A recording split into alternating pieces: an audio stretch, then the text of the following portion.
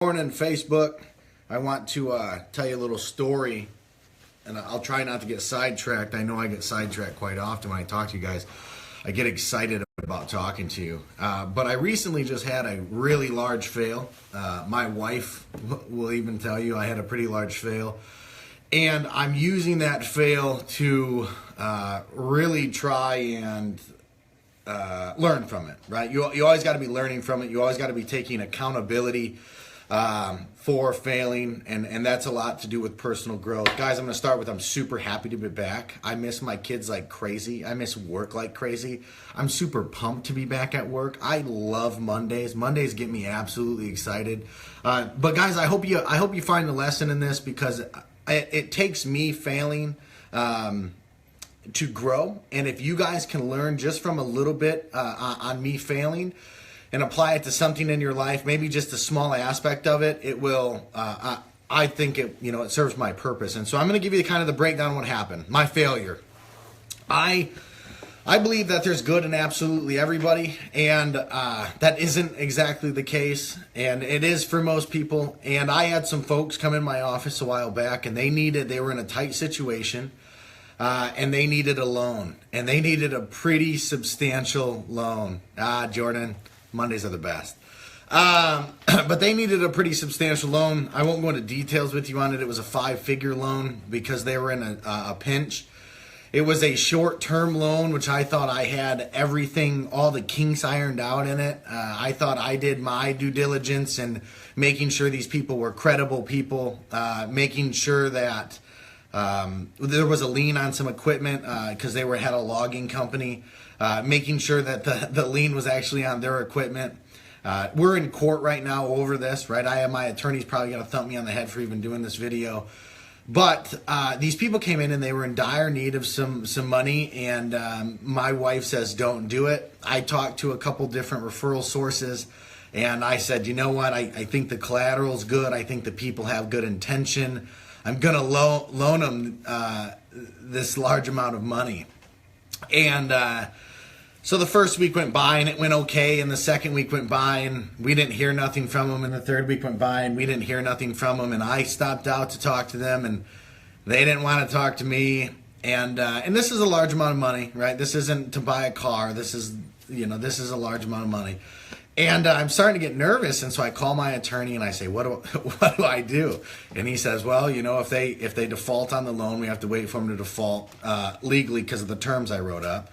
And if they default on the loan, we'll take them to court. And I said, okay, what else? And he goes, well, you can go get your equipment. So I go, okay, and April's in the back of my ear going, I told you we shouldn't have done this. And I said, you know what? I really thought they needed it.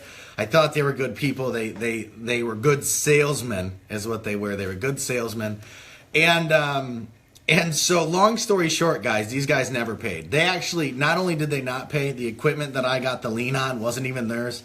The gentleman had a father with the same name, and I purchased his equipment. So I can't legally go get it. The police won't let me. And tough situation. They fled. They're out of the state now. Some of you people on here might know who I'm talking about. I'm not going to say their names, but not very good people. Not very good people at all. So they fled out of the state. We can't get to them. The cops are looking for them. They got multiple felonies on them now. Bad decision on my end, right? I was really trying to help people. I had the best intent to help these people, and boy, did I get burned. And so not only did I get burned, but now if I do ever see any of so I don't get the equipment that I thought I had, which was just a little bit more than what the loan was going to pay me.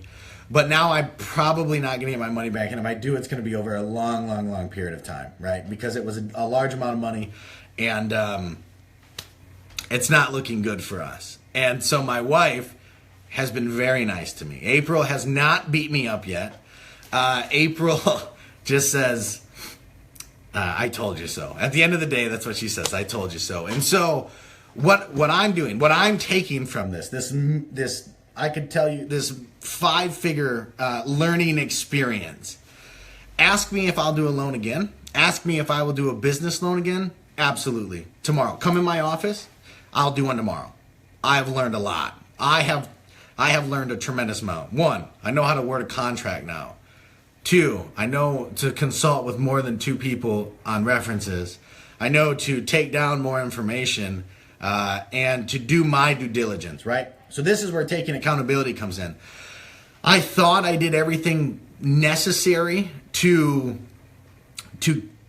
protect. It's called protecting your downside, right? So I thought the collateral was good enough that even if these guys defaulted on their loan, I was in good standings. I was going to do okay. That's not the case because I did not do my due diligence fully enough, and there's always something to be learned. And so when I take accountability that I didn't do enough due diligence, and listen to your wife, thanks, hon. I did not do enough due diligence, and it is literally biting me in the ass and in the bank account right now at the same time. But 2, guys, I've learned a ton from this. I've absolutely learned a ton from this. I know the ins and outs of doing the loan. I know if I have to get the police involved again, how to get the police involved. I know a lot more than what I did. And so it was a really, really expensive education. But taking risk, guys, is the only way to be successful, right? I posted this the other day. You cannot be successful without getting out of your comfort zone. And so I was completely out of my comfort zone when I did this, completely out of my comfort zone. My gut was telling me not to do it. Listen to your gut, by the way. Glenn Smalls goes, you should have listened to your gut. And thanks, Glenn. Hindsight's 2020. But I've learned a tremendous amount from this, and I appreciate the learning experience, and that's heavy, right? Because I lost a lot of money in doing it. And so there's a lot of things that I could have done. But without taking that risk, I never would have sought the reward. And the guys, if they would have paid me back, I would have done pretty good on it, right? But I never would have had that reward. It's the same thing in life, guys. It's the same thing with if you go and you want to start a new job or you want to start your new business or a new company, you have to jump, right? And if you don't ever jump, if you stay in your safety net, you're never going to be able to reap those rewards, right? You're always going to sit there playing on the sideline. But if you jump, right? If you jump, it might suck at first. My first loan that I did, my big loan that I did, I've done a couple, but my first big loan that I did, that bit me right in the ass, and that hurt, right? So you might get banged up and you might get scraped up along the way, but I tell you what, 10, 15, 20 loans from now, I'm going to be reeling in the money because I've learned how to do it appropriately and correctly, right?